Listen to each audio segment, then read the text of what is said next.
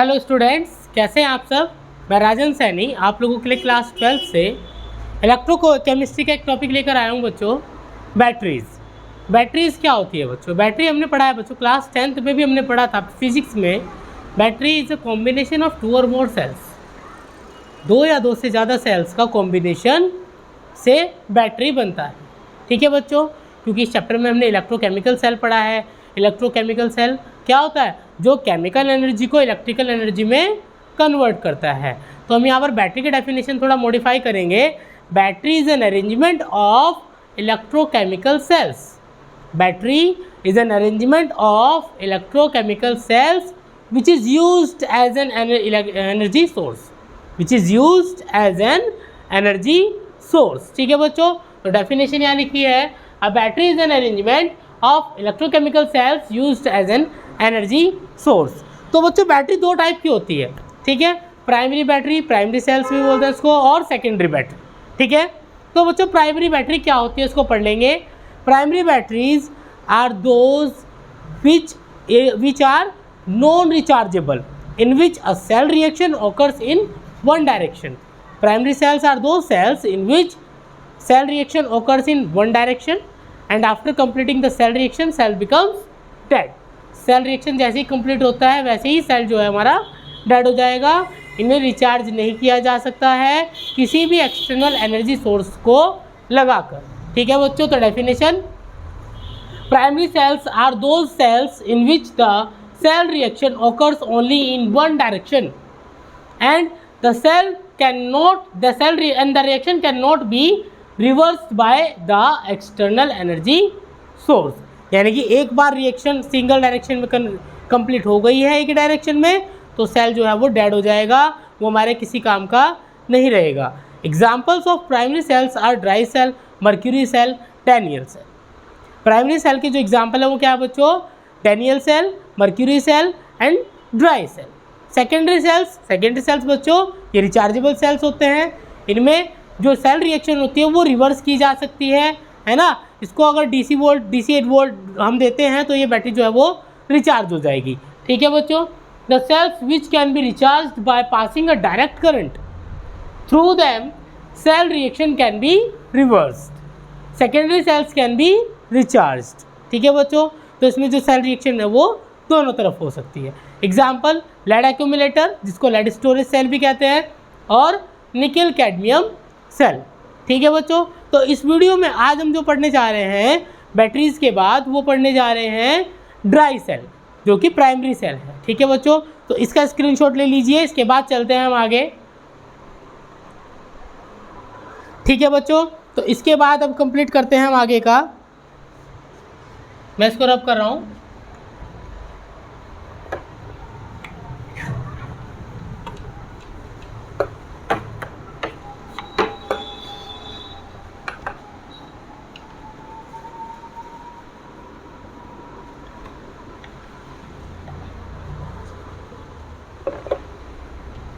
इसके बाद जो बच्चे हम पढ़ेंगे वो पढ़ेंगे ड्राई सेल। ठीक है, तो जो एक क्या है प्राइमरी सेल है, ड्राई सेल क्या है, एक टाइप का प्राइमरी सेल। ठीक है, इसमें आज सबसे पहले हम कवर करेंगे ड्राई सेल। तो बच्चों ड्राई सेल की सबसे पहले construction, it consist a zinc container. देखें यहाँ पर एक जिंक का कंटेनर होता है, मैं बना रहा हूँ यहाँ पर। ठीक है, ड्राई सेल में एक जिंक का कंटेनर होता है जिसको हम एनोड कहते हैं।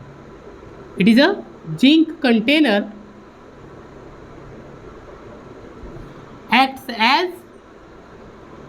as एनोड, जो कि एनोड है। ठीक है, यहाँ पर ये नेगेटिव, और एनोड पर बच्चों क्या होता है, ऑक्सीडेशन। ठीक है, इसमें बच्चों ग्रेफाइट की रोड लगी होती है, ग्रेफाइट रोड लगी होती है यहाँ पर, जो कि बॉटम से टच नहीं होती है। ग्रेफाइट रोड जो है वो बॉटम से टच नहीं होगी। ठीक है, और ये ग्रेफाइट रोड सराउंडेड होती है बच्चों MnO2 यानी कि मैग्नीज डाइऑक्साइड के और कार्बन के पाउडर से। ये जो ग्रेफाइट रोड है हमारे पास, ये किससे सराउंडेड है बच्चों, MnO2 और कार्बन के पाउडर से। तो और यहाँ पर बच्चों ऊपर लगा होता है मेटल कैप। आपने देखा होगा ड्राई सेल में ऊपर एक मेटल की कैप होती है, ये क्या होता है, मेटल कैप। और इसको ऊपर से सील कर दिया जाता है वैक्स के थ्रू। आपने कभी अगर सेल खोला भी होगा बचपन में तो ऊपर वैक्स टाइप लगा होता है, तो ये क्या है बच्चों, इसकी सील है वैक्स की, ठीक है। और ये क्या है बच्चों, मैंने क्या बताया, ग्रेफाइट रोड, यहाँ पर पॉजिटिव साइन, ठीक है। इसके 2 टर्मिनल होते हैं, ग्रेफाइट की जो रोड है वो पॉजिटिव टर्मिनल है, उसको कैथोड बोलते हैं। और जिंक का कंटेनर आपने सेल को अगर पलट के कभी देखा हो नीचे से, तो वो नीचे से नेक्ड होता है, उस पर पैकिंग नहीं होती है ना। This is a anode. अब graphite rod act as a cathode which is surrounded by powdered MnO2, which is surrounded by powdered MnO2 and carbon black, ठीक है बच्चों। अब जो हमारा स्पेस बचता है जिंक कंटेनर और ग्रेफाइट रोड के बीच में, उसमें फिल किया जाता है moist paste of ammonium chloride and little bit of zinc chloride, ठीक है बच्चों। तो यहाँ पर जो पेस्ट फिल किया जाएगा वो फिल किया जाएगा अमोनियम क्लोराइड से और जिंक क्लोराइड से, ठीक है बच्चों, इसको याद रखेंगे बिल्कुल। Moist paste of NH4Cl and plus zinc chloride, ठीक है बच्चों। यहाँ पर ना कार्डबोर्ड और पेपर की एक थिक लाइनिंग लगा दी जाती है, ये मैं बताऊंगा क्यों लगाई जाती है, ठीक है। पहले इसको देखेंगे, ड्रॉ कर रहा हूँ मैं इसको। यहाँ पर कार्डबोर्ड या एक पोरस मटेरियल की, पेपर की थिक पेपर लाइनिंग लगाई जाती है, थिक पेपर लाइनिंग। इतनी बात समझ में आ गई है बच्चों। एक बार फिर से रिपीट कर रहा हूँ, देखिए बच्चों क्या है, यहाँ पर एक मेटल का कंटेनर होता है जिंक का, जिसको हम एनोड बोलते हैं, ठीक है। अंदर क्या होता है, ग्रेफाइट की रोड होती है जो कैथोड है। ग्रेफाइट की रोड किससे सराउंडेड है, MnO2 प्लस कार्बन से। और जो बाकी का स्पेस बचा हुआ है ग्रेफाइट रोड और जिंक कंटेनर के बीच का, उसको कवर किससे किया गया है, NH4Cl प्लस ZnCl2 के मोइस्ट पेस्ट से, ठीक है बच्चों।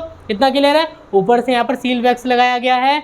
अब बच्चों ध्यान दीजिए, यहाँ पर जो पोरस मटेरियल का थिक पेपर लाइनिंग लगाया गया है, ये एंड में बताऊंगा, ठीक है, अभी नहीं।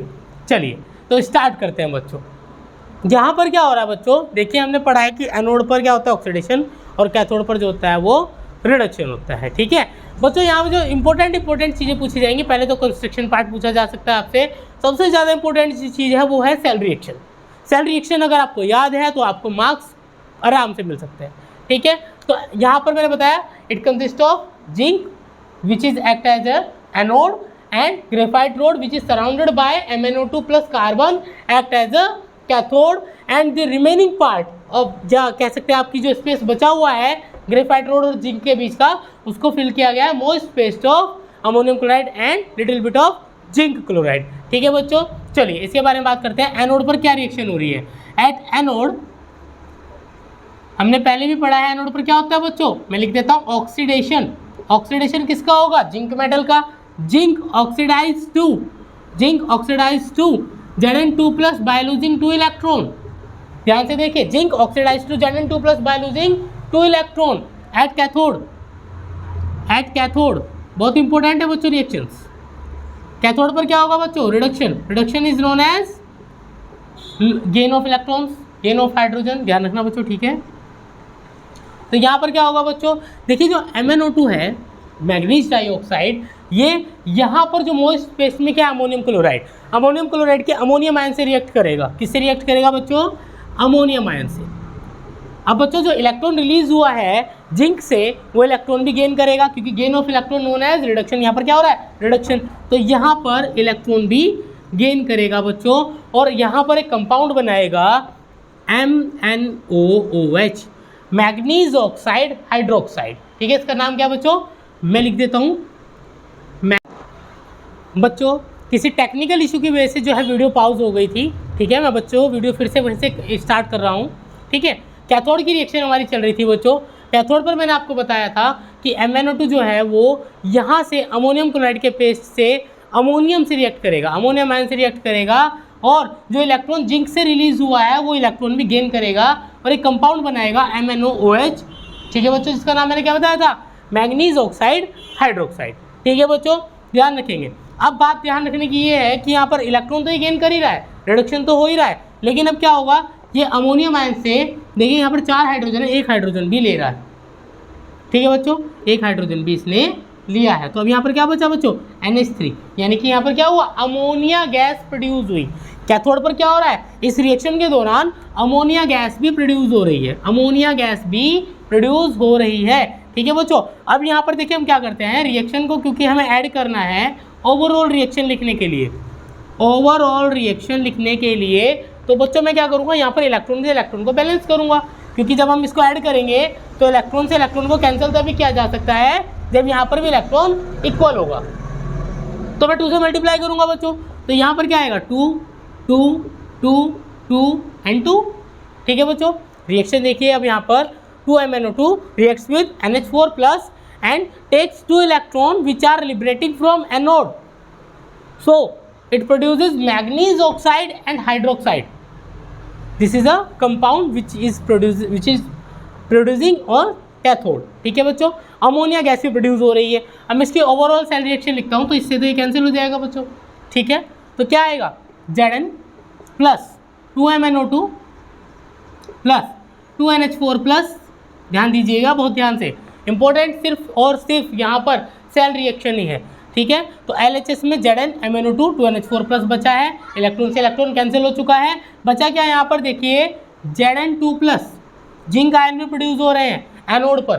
ठीक है, ध्यान रखेंगे मेरी बात को, प्लस 2MnOOH प्लस 2NH3, मेरी बात को ध्यान से सुनेंगे, यहाँ पर जिंक आयन भी प्रोड्यूस हो रहे हैं। ठीक है बच्चों, अगर अमोनिया गैस यहाँ पर प्रोड्यूस हो रही है तो यहाँ पर हो सकता है कि वो सेल फट भी सकता है, क्योंकि गैस जो है वो उस पर प्रेशर एक्सर्ट करेगी, लेकिन ऐसा होता नहीं है।